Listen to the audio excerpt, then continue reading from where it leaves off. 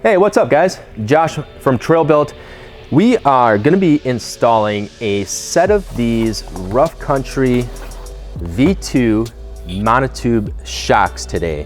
So we are gonna be doing a later video where we're gonna review the performance of these shocks, but today we're just gonna install them.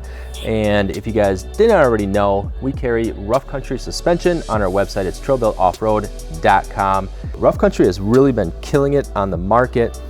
This is definitely a very nice shock. Picked these up to put in the Scout before Jeep Camp, and then we're gonna really put them to the test. So I'm really curious to see how well these do. So we're gonna go ahead and we're gonna get these installed on the Scout. So let's go ahead and let's get started.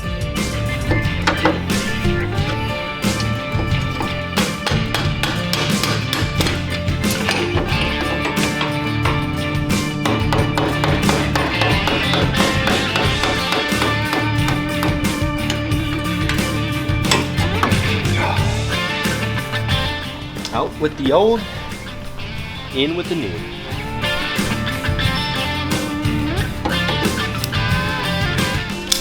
Let's go ahead and let's cut it loose. Tell you what, Rough Country sure does a really nice job at stringing these things together.